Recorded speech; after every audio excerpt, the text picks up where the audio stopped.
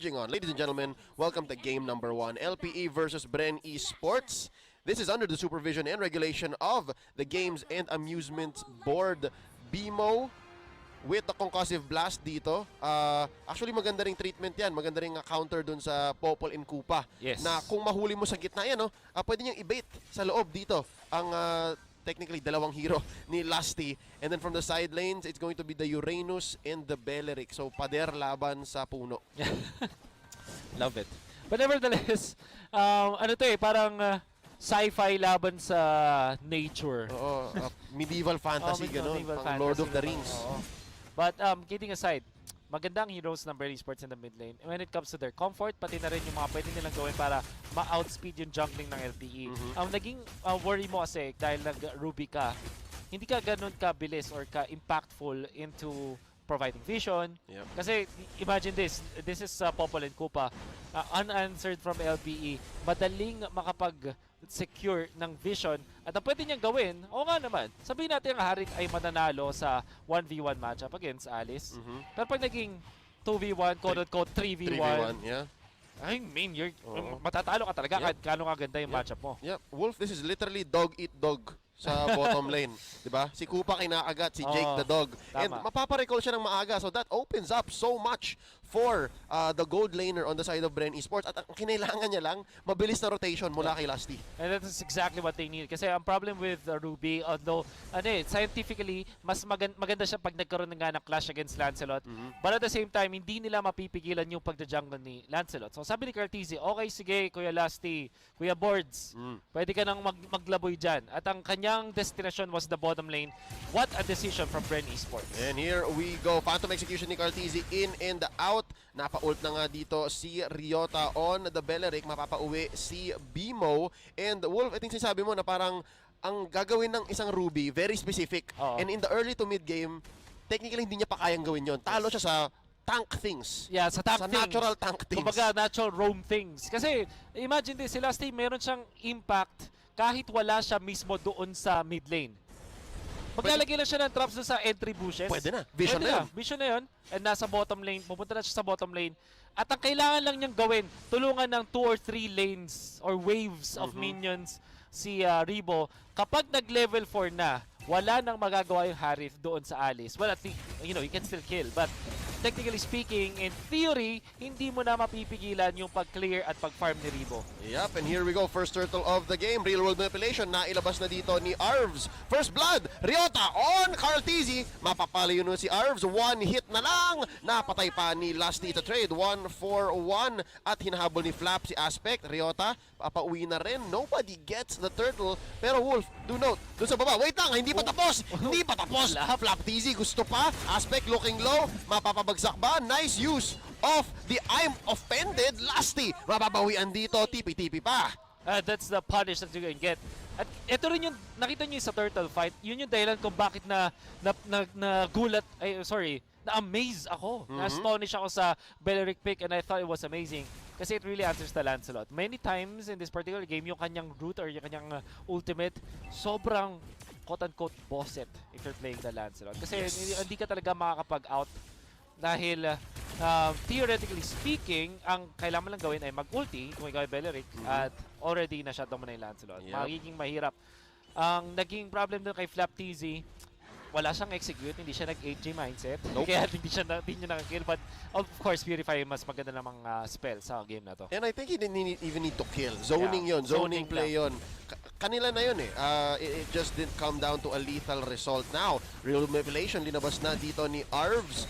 Zoning out the rest of BREN. Few.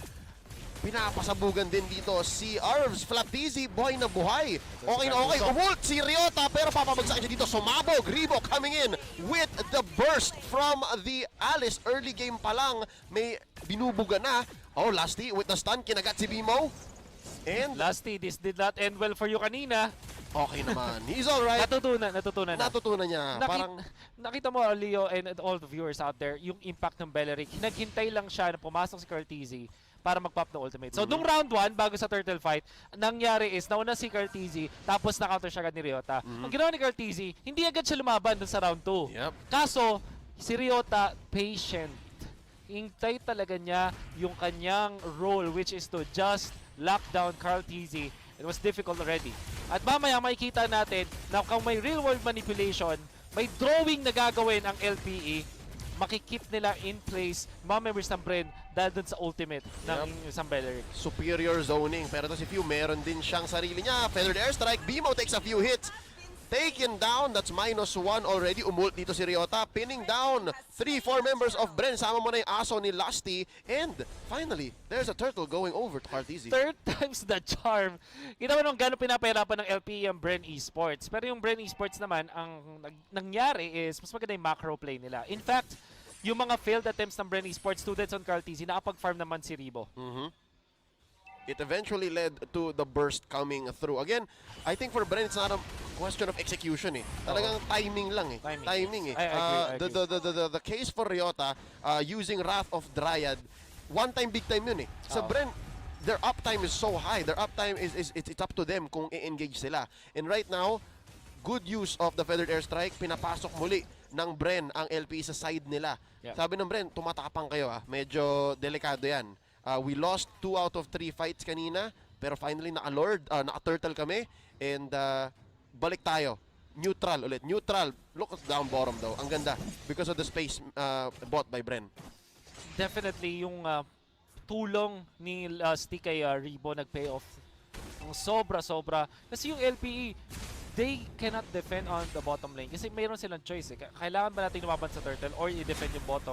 Unfortunately, turtle yung pinili ng LPE. Kaya eventually yung mga little pokes ni Ribo nakakuha na ng Torre sa baba. Nice Oh play my God. by FlapTzy. Diversion roll ang ginawa. Tapos sabi niya, Kuya Few, Kap, to, Lyka, pasabugan mo to. But LPE, ever the wiser, hindi naman magpapahuli ng ganon. Nice pressure by LPE up top here. Pupush naman sa mid ang BREN. Good trade on both sides. A very good trade for LPE. Finally catching a break this time. Ginawa nila is finorce nila muna si FlapTzy out of the zone para wala mga defensive for BREN Esports. Without Feathered Airstrike, ang hirap din mag-defend if you're BREN Esports. Yep, so again, despite losing out on the Chang'e, magandang alternative ang Farsa. Kahit na ba napa 10 push-up si Wolf, sulit no sulit, alright? They're loving this. Currently sitting at about 3,000 gold ahead. This is another turtle being taken. Free, as free gets for BREN Esports. Now top lane ang magiging target nila. FlapTzy, nagpe-pay off ang pagpilit niya kay Ryota. Parang in-isolation pa rin niya si Ryota. Parang ano eh, sabi niya, tauhan mo ko. Pag di mo tinauhan, ipupush ko yung lane ninyo. Oo.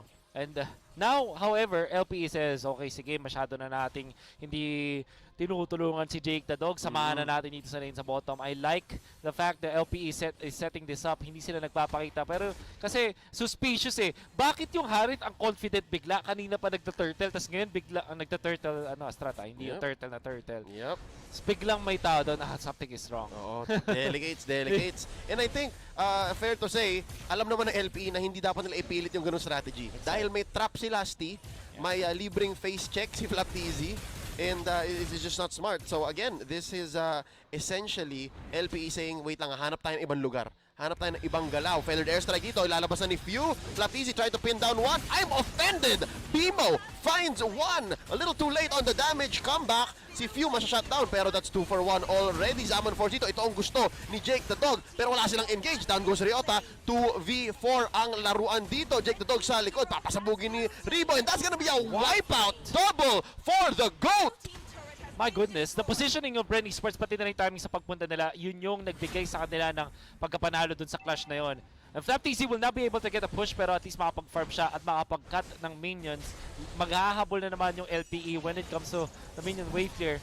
At ang nangyaring clash was si Few, namatay siya pero nabato na niya yung buong combo niya. So it won't matter so much. Ngayon, yung timing din ng ultimate ni Jake the Dog, nag-favor pa sa side ng BREN Esports kasi doon na nakatalon si Ribo, at dahil confined space yung pinaglabanan, naging sulit yung ultimate ni Farsa pati na rin ni Alice. Look at that, Bimo, napigilan niya yung combo but already nabato na ni Farsa. And FlapTzy, tingnan mo yung positioning niya, binlock niya yung Death Sonata, tapos eventually Ribo took over with FlapTzy. FlapTzy eventually will be taken out here.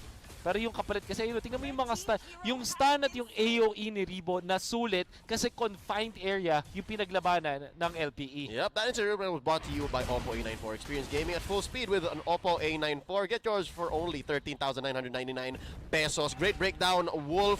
Again, it's too late for Jake the Dog. Ang ganda sana nung engage. Kanya na yun, Zaman Force dun sa maliit na eskinita. Pero sabog na yung mga kampi niya eh. Too late. Tignan mo to. Casual Deadly Blade for the Popular Copa. Classic. Tapos I believe this is called the O Mask. Which means na kayang-kaya niyang i-shutdown din si Jake the Dog. I think problem when you're the Harith, may nasasagot ka. You are okay when it comes to the laning against Realis. But if you look at the Popular Copa, ang gano'n ka-disruptive yung mga extra stunts and knockups from that mask. Walang laban yung passive ni Harit na 45% resilience. Look at that! Here's an engagement. Nice pick-off onto Few. A little too confident there. FlapTzy ngayon ang tatargetin ni Bimo. Looking for one. Bimo sumasagot ng kanyang sariling TP. FlapTzy and Rebo into the backline. Si Aspect ang papasabugan dito. Rebo gonna dive in. Rebo continuing the engage. Now, Ryota popping the Wrath of Dryad and that second skill. Out! Sabi ni Rebo, out! Bumagsak dito si Jake the Dog and si Bimo din naman. And amazing sustained play by BREN Esports. Good shot call and good presence of mind by Rebo. I love the fact that you mentioned yung shot call, pati yung presence man ni Rebo. Kasi ang ginawa ng BREN Esports, sabi nila, okay, sige si Few ay namatay. But so many ultimates committed from LPE. Sabi nila, okay, sige, wala na mga ulti. We can fight. And BREN Esports, with the leadership of Flap and Rebo, the sustained side lanes, na-isolate nila si Harith.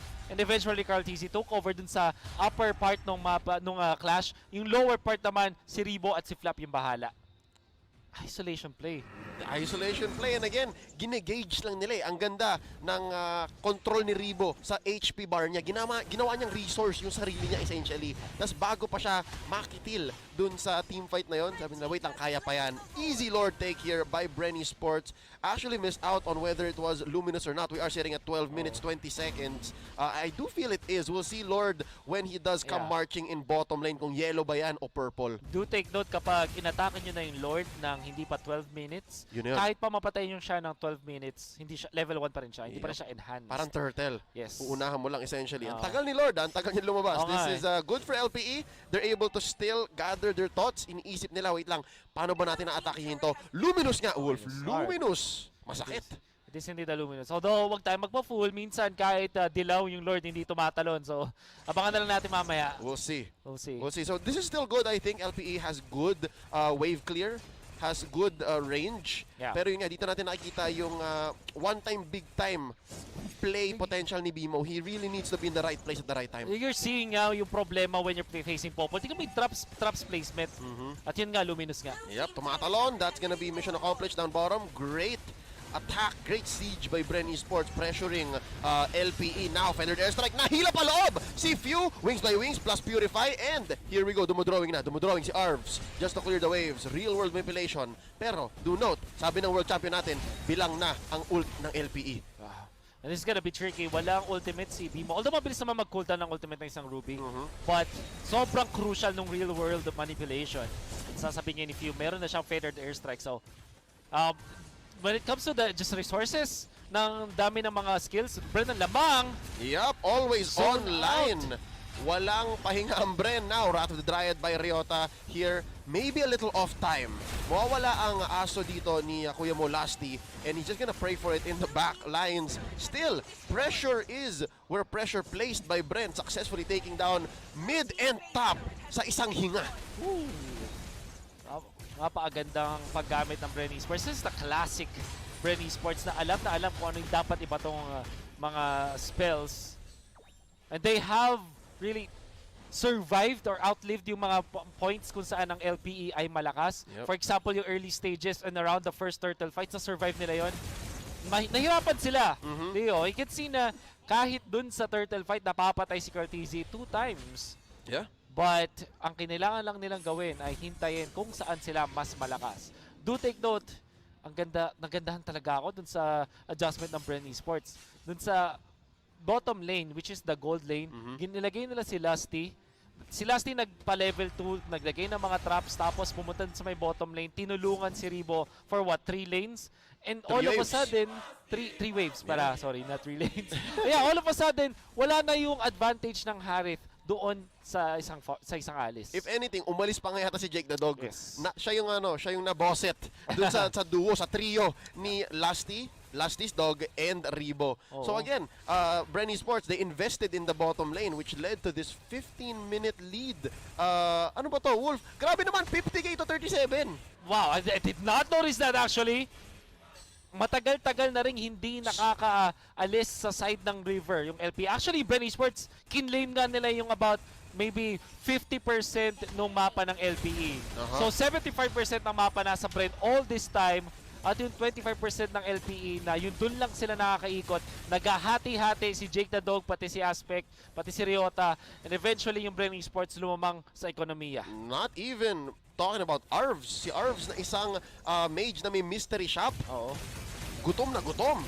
Kaya pala okay lang yung real world manipulation. Sinasalo lang ng BREN. Yeah. This is ridiculous, ladies and gentlemen. Looking at the items, Wolf, sobrang stonks ng ating Season 6 champions. Wala din palang damage item pa si Arvs. Nag-focus siya dun sa defense, nag-oracle, pati may Durance, tapos nag-wand, Ice Queen Wand for the slows.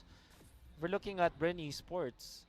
Ang sakit na ni Few. This is painful. Naka-lightning dungeon na si Few and Holy Crystal, so Even that Feather Effect's gonna hurt. Yeah, even Lusty and Few na 4 and 5 supports ng BREN. Kasing yaman ng course ng LPE. Oh my goodness. Dominance Ice na ngayon si Lusty. Which means na si Aspect with 0, 1, and 5 tapos naka-Hunter Strike lang at the Brute Force Breastplate will not have an impact against BREN Esports. Kayang saluhin ni Kupa. Exactly. Yung Oh my god. LPE is in danger. This is difficult. Did you say they're in Granger? They have a Yeah, Granger. Pero tingnan natin dito kung paano sila magde-defend. This is going to be possibly the final siege. Enhanced ang siege minions ng BREN Esports. Gonna be crashing down all 3 lanes. Lord marching down mid. Ito for sure. Luminous level 2, 17 minutes in. Nagsiscale si Lord. The longer the game goes, this is gonna be as clutch a defense as it gets para sa LPE. Kaya ba nilang pigilan ang pagtatapos dito ng BREN? Real world manipulation.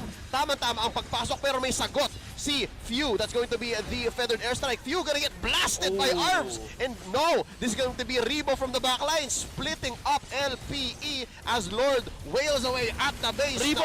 Ribo looking for one. Gonna be backing out. FlapTzy. Ladies and gentlemen, a successful defense. LPE buhay pa. Buhay na. Well, Arvs, better timing. I would say, BREN Esports naunahan sila. Ang ganda ng idea ng BREN Esports. Ginamit si FlapTzy pang scout. Few, dalawang feathered airstrike kay Aspect. Halos matunaw. Kaso, just enough to defend. Nakapag-back away yung mga members ng LPE. And then eventually, nakakuha si Arvs na magandang positioning. All of a sudden, biglang nagka-item si Arvs. And now they're gonna pack up a punch. Ang ganda rin ng timing ni Jake the Dog. And at this point, dahil ang dinidepensahan na lang ng LPE is just the base, hindi katulad kanina na parang 3 lanes, para nila when it comes to defending. Yeah, they have the clear. Oo. So, kanina, naka-shutdown sila kay Few, pero yun nga, hindi napunta kay Aspect. Gutom ang Granger ni Aspect. But we'll see how... Oh, Wolf for the first time in a while in this 18-minute game. Siguro for the first time in 5-6 minutes, nakalabas ng base ng LPE. That's what they needed. Aspect, binibilisan na kanya pag-clear. You have to take note nga lang, ang BREN Esports may mataas na burst. At mas mayaman pa rin talaga ang BREN Esports. It's gonna be difficult. Bimo, naka-Haskell na ngayon. In fact, Bimo is gonna be really scary even in the late this year's game. Hindi dahil sa damage, pero dahil dun sa control. Yeah. So, kailangan ding respect yan ng BREN Esports. And also, ang mga minions ngayon ay nagdi-deal na lang ng 50% less damage sa base, sa mismong base building. So that means hindi na pwede dumepende ang BREN Esports sa mga minions lang. They really need to be the ones to hit the base eventually. So ano gusto kong sabihin? Kailangan makapag-wipe ng BREN Esports or at least 3, mapatay nila yung 3 na members ng LPE. Particularly si Arvs para matapos nila yung laban. But ang BREN Esports mas mataas ang map control. So, ayan. Lusty, Malefic Roar. Oh, this means Lusty is going for the throat. Kung sino mang humarang papatumbahin, kakagatin. That gives you armor penetration, raw damage output. So almost buo na dito. Actually, hindi ako magulat kung diretso yung halberd to ni Kuya Molasti. Oh. So double trancha na ngayon si Rebo, Lightning in the Winter 1. At si FlapTzy pala ay nag-all-in sa defense. Athena's, Brute Force, Oracle, pati na rin ang Antikyras. Yep. At Kailangan nila ng konting mana kaya may enchanted. exactly. For the sustain. Sustain na mana, I mean. Malefic Roar on the aspect. It's important if they... Oh! By the way, Leo, 20 minutes timing. Oh, here we go. So, Every single death will have its death timer scaled up. Another reason kung bakit pwede mag-comeback. Mas potential na mga comebacks ngayon. Yeah, pick up, pick off. Pick off. Bawat pick off. A kill will be so important. Lalong-lalo na against BREN Esports. But, wow, okay, sobrang bilis. Yeah. What is this? Just all the damage. Again, you have to consider, Wolf, from Lasty, dalawang basic yan. Exactly. Yep. Last thing na Malefic Roar, Makati na, yung of the Omask, and of course, si Few, pati si Rebo, ang sakit na rin ng magic damage nila, and Lord melted. This is a Luminous Lord at 20 minutes. Yeah. 20-something. So, scales up, scales up. This is what's scary, no? Yung damage ng BREN, hindi mo mabubuan ng simple lang eh. It's physical, magic, across the board. Yeah. 50-50 almost. It's gonna be important. Napaka-crucial ito para sa LPE. Positioning ni Arvs ang kailangang tignan. Yung management nila ng skills, hindi na pwedeng mabait ang mga members ng LPE. Yup, it's the last fight possibly. Real Manipulation, inunahan na ni Arvs. Sagot naman, Feathered Airstrike dito. Base, tinatama-tamaan na ng BREN. Right in the middle, Lusty's gonna go down. And that's gonna be another, I believe, from the back. Pero Base ang puhunan. Ladies and gentlemen, BREN Esports secures the first game of victory. This winning moment is brought to you by Oppo A94. Experience gaming at full speed with Oppo A94. Get yours now for only 13,999 pesos. I think the biggest problem na hinarap ng LPE noong time na yun was definitely the Popalan Kupa. Kaya naman ang unang pinuntahan